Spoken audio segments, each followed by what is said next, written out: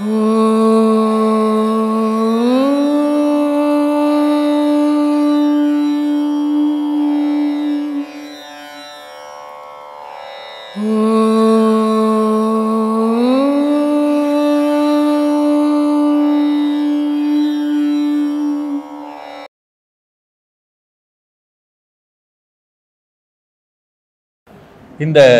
மூன்றாம் கண் பார்வை அப்படின்னு ஒன்று ஞானிகள்லாம் சொல்றாங்க. இதை இப்போ பயிற்சி முறையில மூன்றாம் கண் மூலமாக இந்த பார்வையெல்லாம் தெரியுது அப்படின்ட்டு சொல்றாங்க. தெரியுதா? ஆமா, ஏமாத்திரான்னு சொல்லு. இல்ல சாமி, இந்த பயிற்சியின் மூலமாக சொல்றாங்க. ஏன்னு கேட்டீங்கன்னு சொன்னாக்க, என்னுடைய பேத்தியே கண்ணை கட்டிட்டு சொன்னா, அதனால சயின்ஸ் சாமி. அதுக்கும் இந்த இதுக்கும் ஏதாவது சம்பந்தம் உண்டு சாமி. இப்போ அகக்கண் புறக்கண் 3 கண் ஒரு மனிதன். இப்ப சிவபெருமான பாத்தீங்கன்னா 3 கண்ணு போட்டு, ஒரு கண்ணு நீட்டா இருக்கும், 2 கண்ணு குறுக்குல இருக்கும் இல்லையா? இது சிவபெருமானுக்கு இந்த 3 கண்களை போட்டு வச்சிருக்குது. இது சிவபெருமானுக்கு 3 கண்ணா என்ன? 3 கண்ணு அந்த ஆளுக்கு என்னத்துக்கு? உலகமே அந்த ஆள் கண்ணில் தான் இருக்குது. அப்புறம் 3 கண்ணு என்னத்துக்கு? இந்த 3 கண்ணுடைய தத்துவமே மனிதன்கிட்ட தான் சாமி. மனிதனுக்கு தான் 3 கண்ணு, 2 புறக்கண்ணு, 1 அகக்கண்ணு. இந்த அகக்கண்ணு எல்லாருக்கும் வேலை செய்யாது, புறக்கண்ணு எல்லாருக்கும் வேலை செய்யும். புறக்கண்ணுடைய சக்தி என்னன்னா, ஓரளவுக்கு வெப்பத்தை தாங்கும். அளவு கடந்த வெப்பம் வந்தா புறக்கண்ணு அழிஞ்சிடும். ஆனா அகக்கண்ணு எவ்வளவு வெப்பம் வந்தாலும் தாங்கும். ஆனா அது எல்லாருக்கும் வேலை செய்யாது.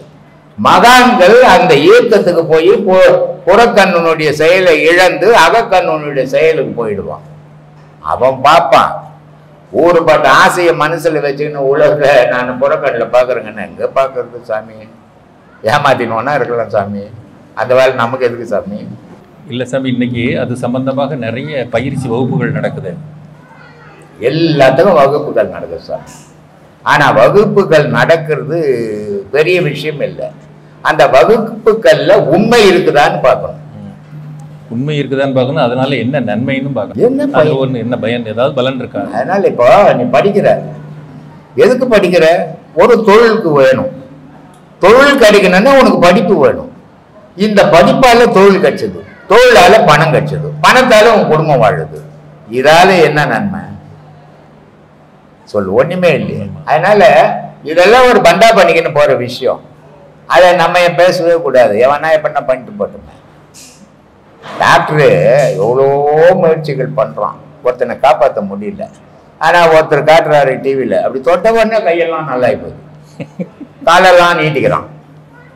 இது மாதிரிலாம் ஏமாத்தி பணம் சம்பாதிக்க கூடாது. அவர் என்ன பார்க்கணும்னாரு, நான் தயவுசெய்து பார்க்க வரவானான்ட்டேன்.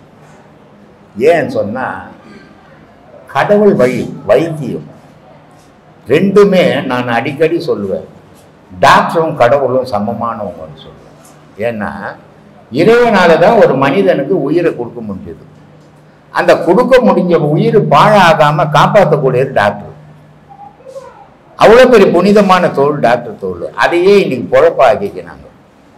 காசு மட்டும்தான் குறிக்கோளாக இருக்குதே தவிர வைத்தியம் குறிக்கோளாக இல்லை. அதுவே அப்படி போகும்போது மற்ற விஷயம்லாம் எந்த மொழிக்கு?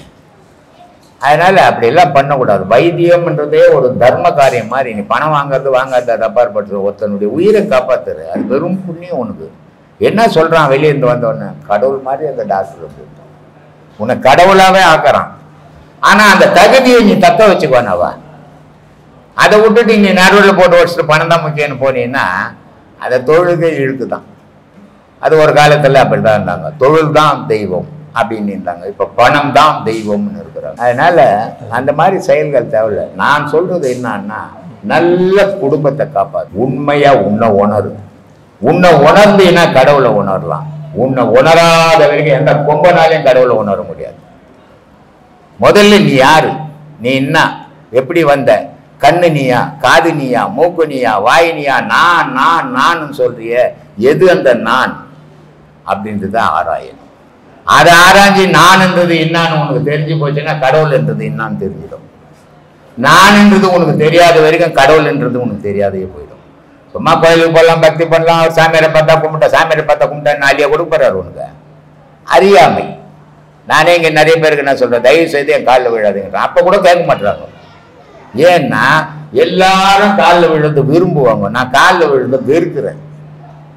ஏன்னா அவனுக்குள்ளவும் கடவுள் இருக்குது, எனக்குள்ளவும் கடவுள் இருக்குது. என் காலில் ஏன் விழணும்? ஆசீர்வாதமா சீடர்கள் மட்டும்தான் காலில் விழணும், மற்றவங்க யாரும் விழக்கூடாது. ஏன் சீடர்களுக்கு மட்டும் காலில் விழணும்னா சீடர்களுக்கு பல விஷயங்கள் சொல்லி கொடுக்குறேன், அதனால அவன் காலில் விழணும். ஆனால் எல்லாரும் காலில் ஊற்று ரொம்ப கஷ்டமாகுது எனக்கு.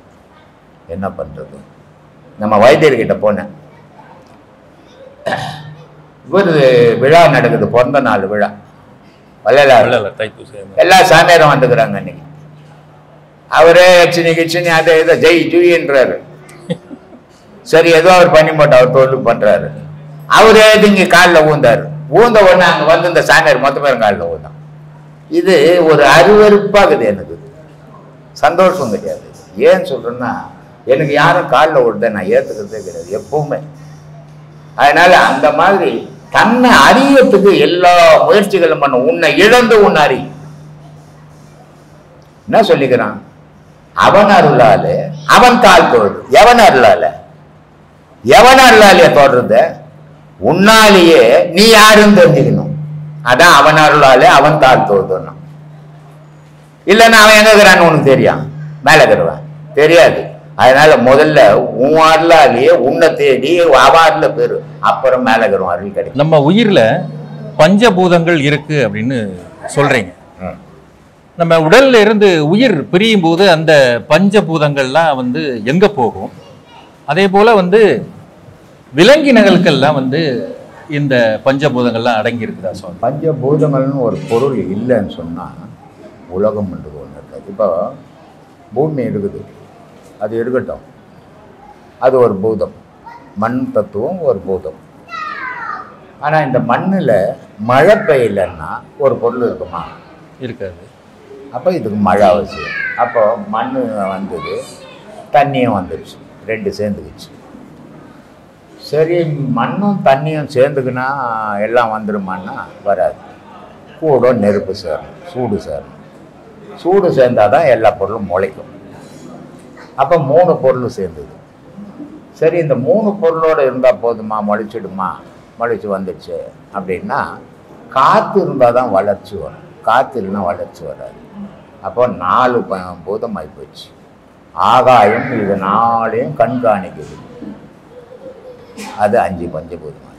இந்த 5 பஞ்சபூதங்கள் இயக்கம் இருந்தால்தான் உலகம் இந்த பொருளில் தானியம் கீனியம் மிருகம் மனுஷன் எல்லாம் உற்பத்தி ஆகும். இது உலகத்துக்கு. ஆனால் இந்த 5 பஞ்சபூதங்களுடைய தத்துவத்துக்கும் அடிப்படையானது என்ன அப்படின்னு பார்த்தீங்கன்னா, மூலாதாரத்தில் இருந்து 3 நாடிகள் கிளம்புது. அந்த 3 நாடியில் ஒன்று இடைகளை, இன்னொன்று பிங்களை, இன்னொன்று சுழுமுனை. இந்த சுழுமுனை நாடி இருக்குது, அதுதான் முக்கியமான நாடி. அதில் தான் உயிர் ஓட்டமே. இதில் மூச்சு ஓட்டம்தான், அதில் உயிர் ஓட்டம். இது எங்கே போகுது, அது எங்கே போகுதுன்னா, இது ரெண்டும் நாசிக்கு வந்து இடைகளையும் பிங்களையும். அது எங்கே போகுதுன்னா பதிக்கு போகுது. அப்போ அது இறைவன் இருக்கிற இடத்துக்கு போய் மெசேஜை சொல்லுது.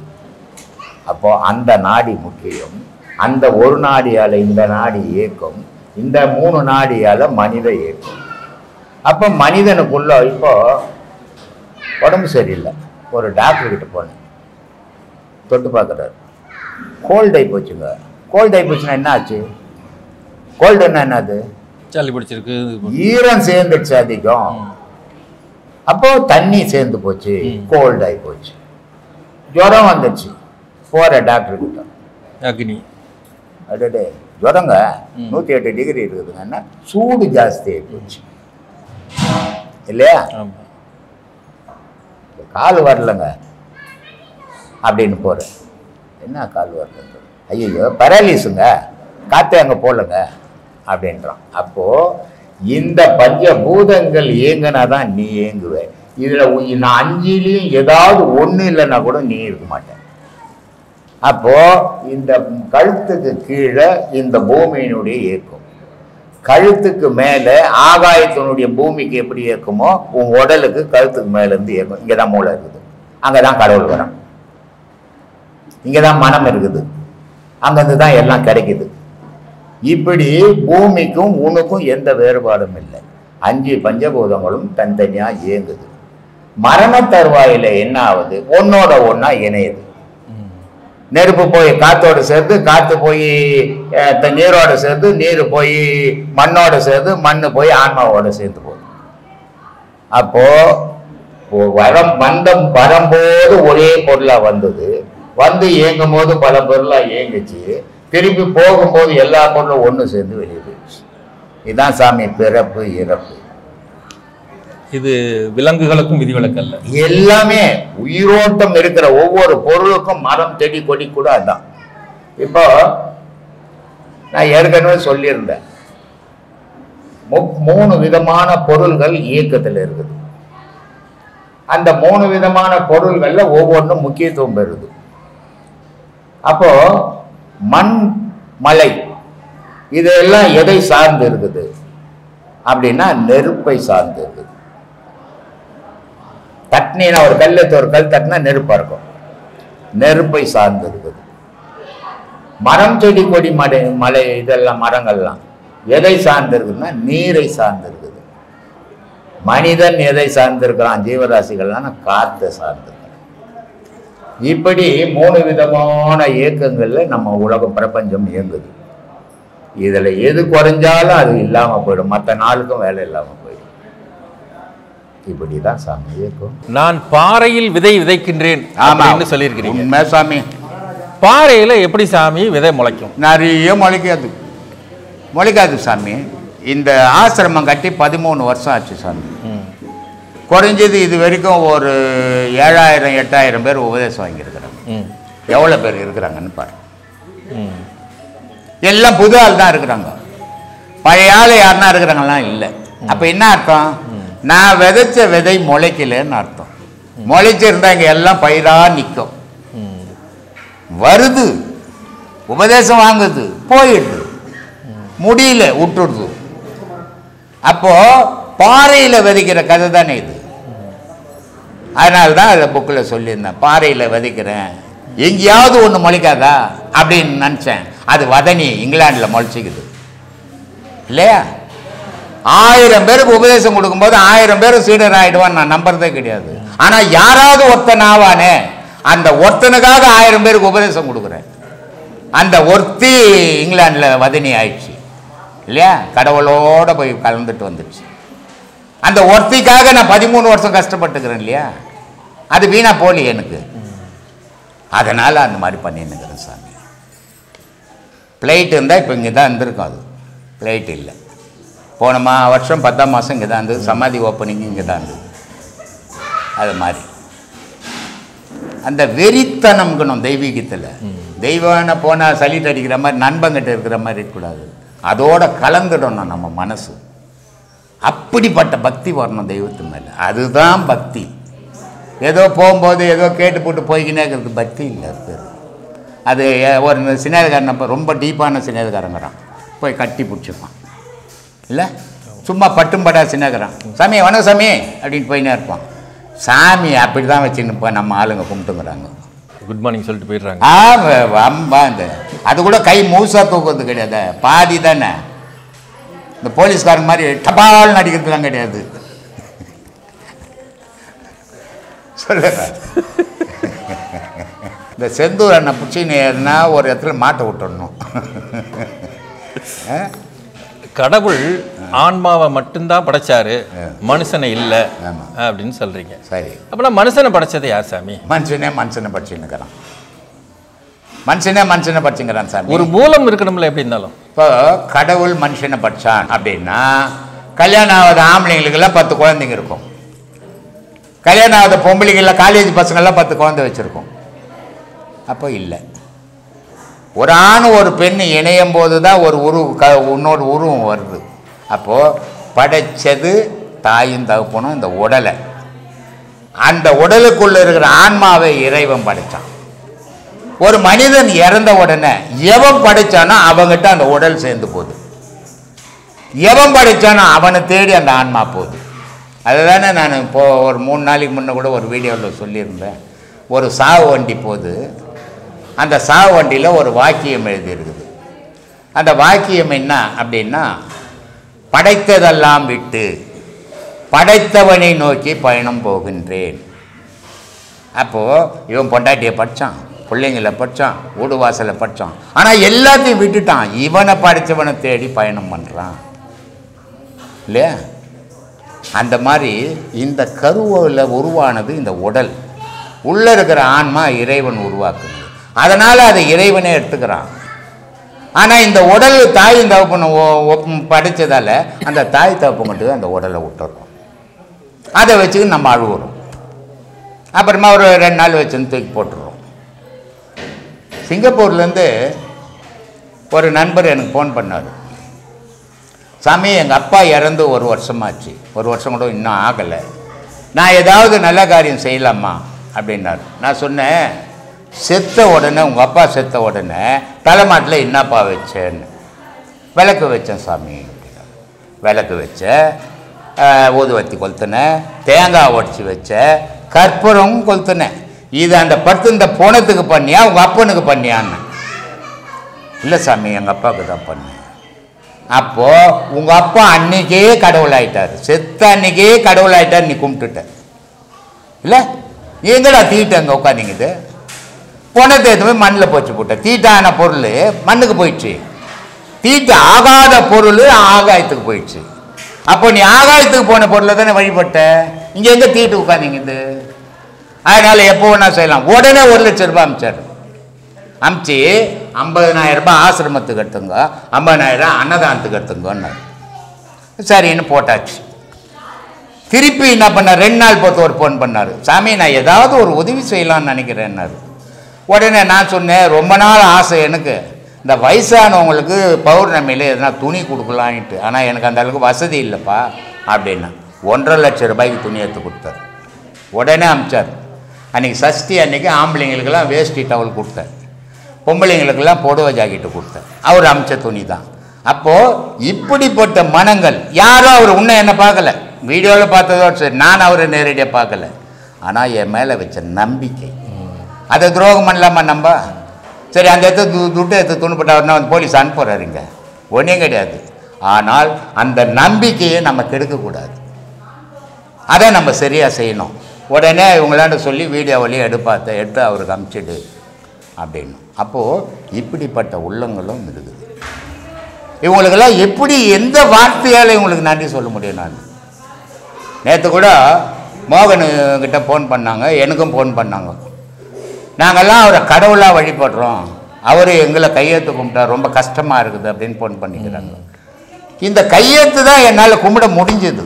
இதுக்கு மேலே அவங்களுக்கு என்ன செய்யணும்னு எனக்கு புரியல. ஏன்னா அவங்க செய்த உதவிகளை நான் அளவிடவே முடியாது.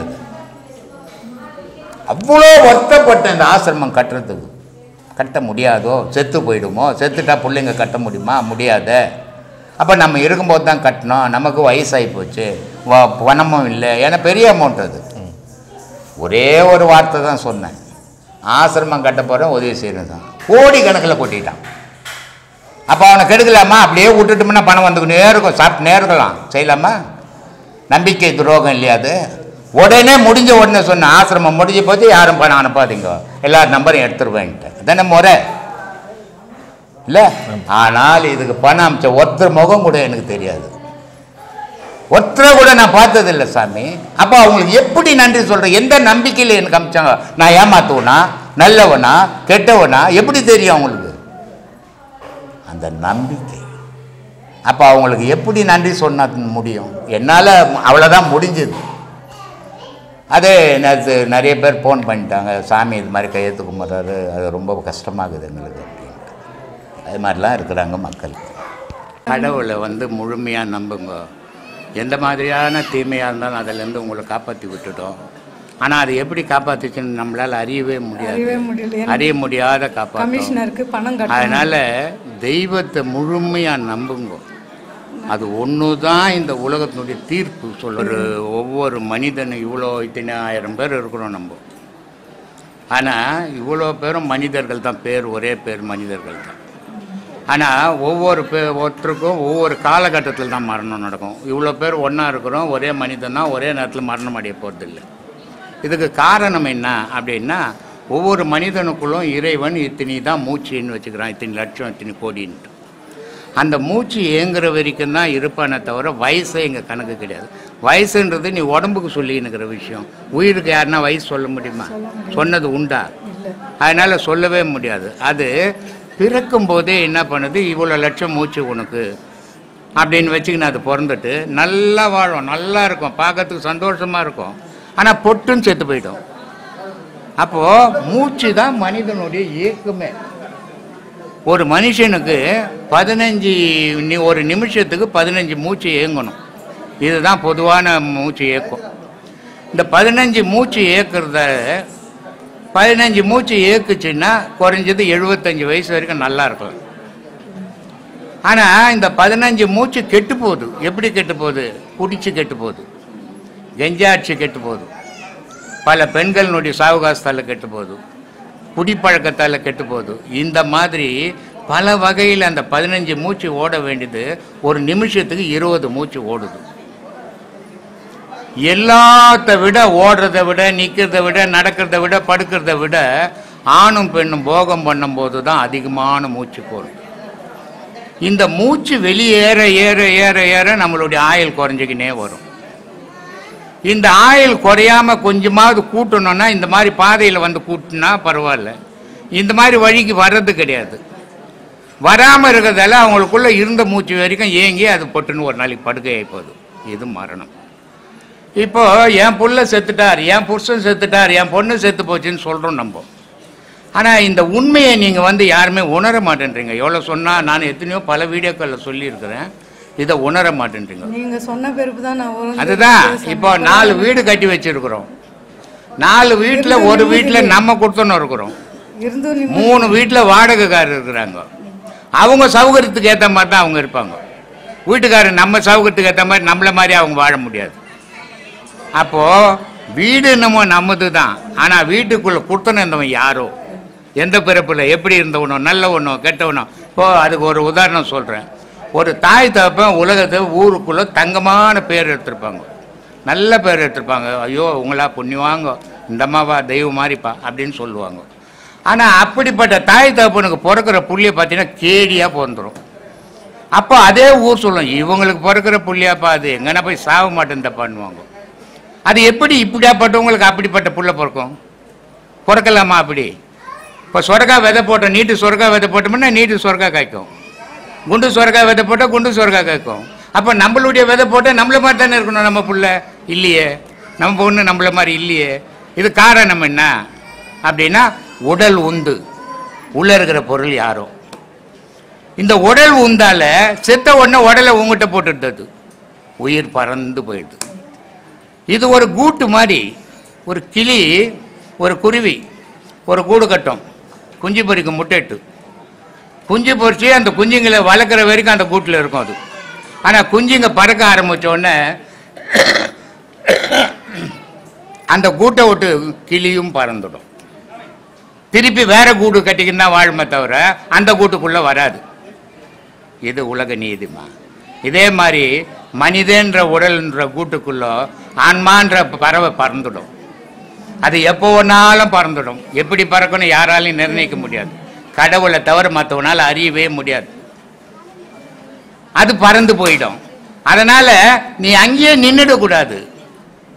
நின்றுட்டீங்கன்னா உன் செயலெல்லாம் போயிடும், வீணாக போயிடும். உலகத்துக்கு நீ என்ன செய்யணுமோ அதெல்லாம் அங்கி போயிடும். சரி, இது நடக்கக்கூடாது, இது நடந்து போச்சு, அடுத்தது நான் என்ன செய்யணும், அடுத்த ஸ்டெப் வச்சு முன்னேறிக்கின்னு இருக்கணும். அப்போதான் நீ துக்கத்திலிருந்தும் வெளியே வருவ, நீ செய்ய வேண்டிய செயலையும் செய்வேன். நல்லதே நடக்கும். கடவுளை நம்பு, ஒரு கவலையும் படாத. கவலைன்றது நிரந்தரமானது இல்லை.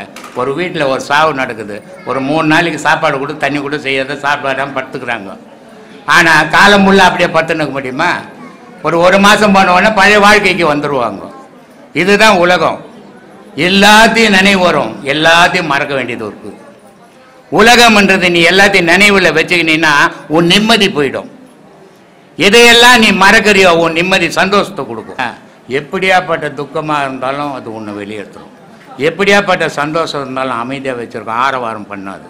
இந்த பாடத்தினுடைய வலிமை பேத்தி சொல்லும் இன்னைக்கு சாப்பாடு செய்யாத போறியான்னு, நாளைக்கு உன் சொத்து இருந்ததுன்னா பேத்தி தான் பிடிக்கின்னு போவோம். இந்த பேத்தி கீத்தி இந்த ஆசை ஏதாவது பாசம் தான் மனுஷனை கண்ணை மறைக்கிறது. பாசம் இதுன்றது இல்லை சாமி, அன்பு சொன்னீங்க பாருங்க. இல்லைம்மா, அன்பாவது அன்புன்றது வேறம்மா.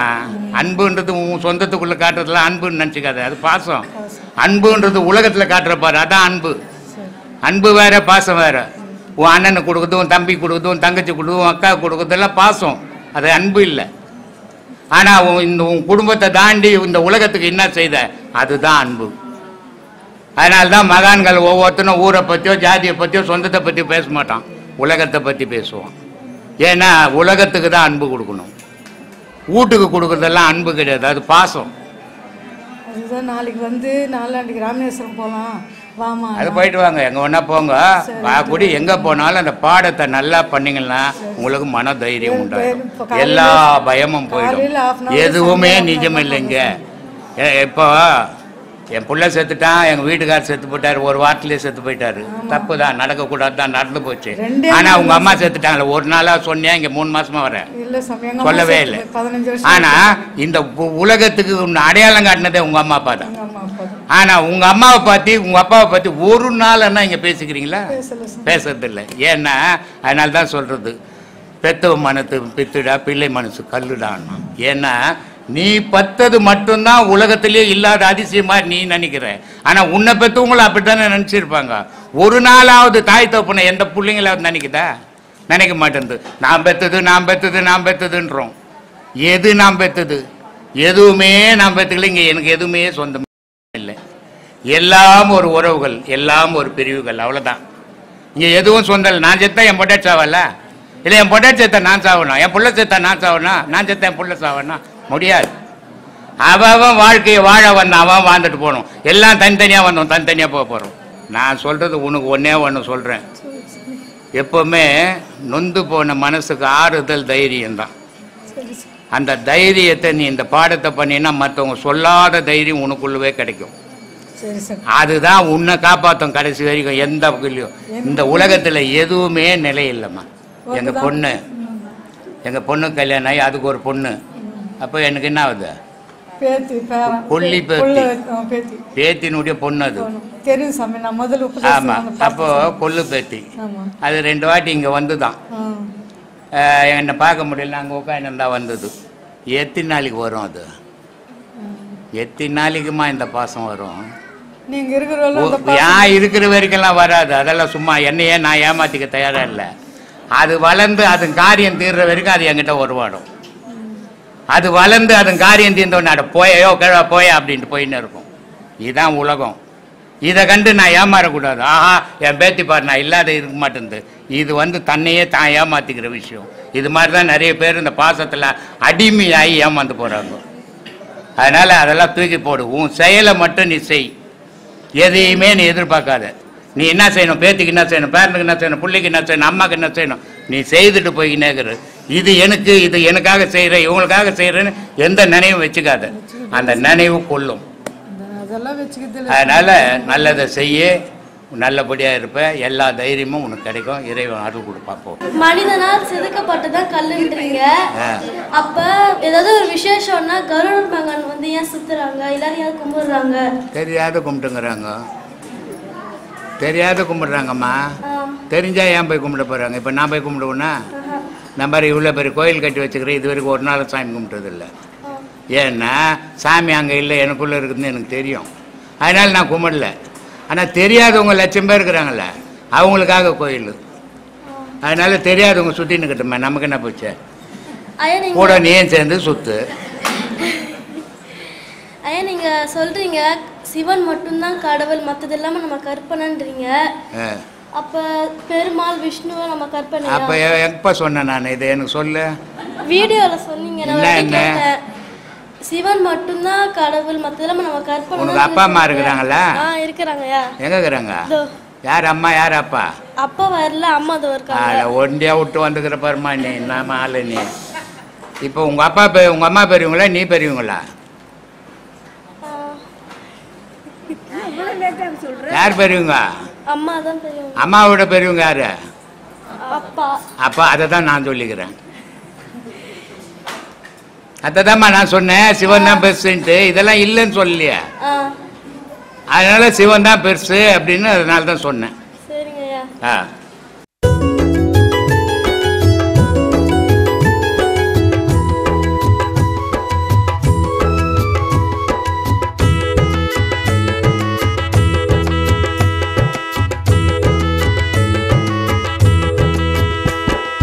நல்ல காலம் பொறந்துடுச்சு நமக்கு, நல்ல காலம் பொறந்துடுச்சு நமக்கு.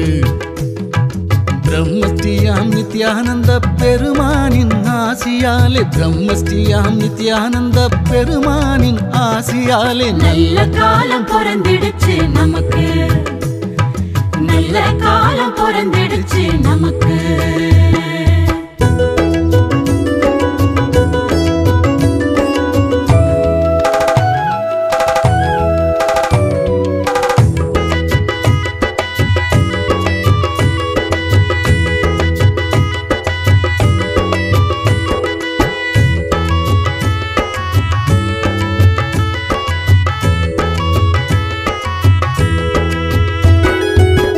தேடி வந்தோம் உள்ளத்திலே திருப்பம் வந்தது, கூடி வந்தோம் குடும்பத்திலே குறைகள் தீர்ந்தது. தேடி வந்தோம் உள்ளத்திலே திருப்பம் வந்தது, கூடி வந்தோம் குடும்பத்திலே குறைகள் தீர்ந்தது. நாடி வந்தோம் சாமியினை நன்மைகளும் வந்தது, நாடி வந்தோம் சாமியினை நன்மைகளும் வந்தது. கோடி காலம் தவம் இருந்த பலனும் கிடைத்தது, கோடி காலம் தவம் இருந்த பலனும் கிடைத்தது. பூமி எங்கும் சுத்துதுங்க சாமியோட பேச்சு, போலி வாக்கம் பற்றி தங்க உலகம் முழுக்க பேச்சு. வாங்க வாங்க பக்தர்களே போலி வாக்கம் வாங்க, வாங்க வாங்க சாமியிடம் ஆசி வாங்க வாங்க. நல்ல காலம் பொறந்துடுச்சு நமக்கு, நல்ல காலம் பொறந்துடுச்சு நமக்கு.